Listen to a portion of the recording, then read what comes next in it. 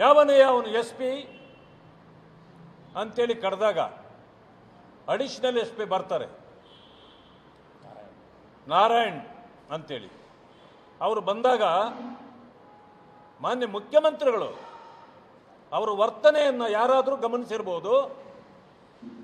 ಕಪಾಳ ಮೋಕ್ಷ ಮಾಡಲಿಕ್ಕೆ ಸಿದ್ದರಾಮಯ್ಯ ಮುಂದೋಗ್ತಾರೆ.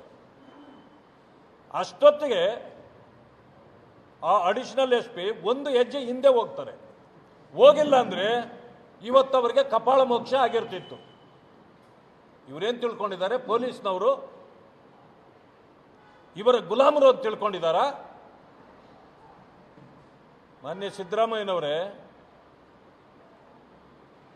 ಮಹಿಳಾ ಮೋರ್ಚಾದ ಕಾರ್ಯಕರ್ತರ ಹೇಗೆ ಬಂದರು ಅಂತಲೇ ನಿಮಗೆ ಗೊತ್ತಿಲ್ಲ. ನಿಮ್ಮ ಇಂಟೆಲಿಜೆನ್ಸ್ ಫೇಲ್ಯೂರ್ ಅಲ್ವಾ ಇದು?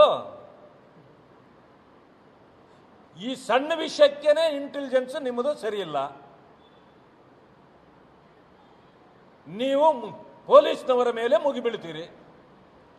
ಆದರೆ ಕದ್ದು ಯಾರಿಗೂ ಗೊತ್ತಿಲ್ಲದಿದ್ದಂಗೆ ಬರ್ತಕ್ಕಂಥ ಭಯೋತ್ಪಾದಕರು ಹೇಗೆ ಬಂದರು ಈ ದೇಶಕ್ಕೆ ಅಂತ ಕೇಳ್ತೀರಲ್ಲ, ನಿಮಗೆ ನಾಚಿಕೆ ಆಗಲ್ವೇನ್ರಿ?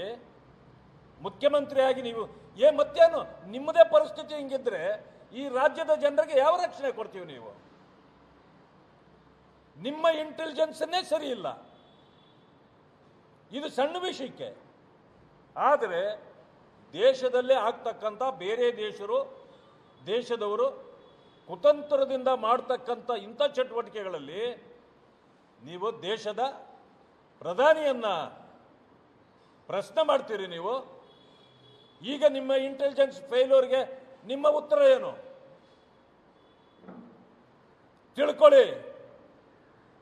ನೀವಿವತ್ತು ಸಂಪಾದನೆ ಮಾಡಿರ್ತಕ್ಕಂಥದ್ದು ರಾಜ್ಯದಲ್ಲಿ ಕೇವಲ ಜನಾಕ್ರೋಶ ಮಾತ್ರ.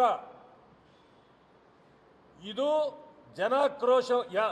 ಜನಾಕ್ರೋಶದ ಮತ್ತೊಂದು ಭಾಗ ಇವತ್ತು ನೀವು ಅನುಭವಿಸ್ತಾ ಇರೋದು.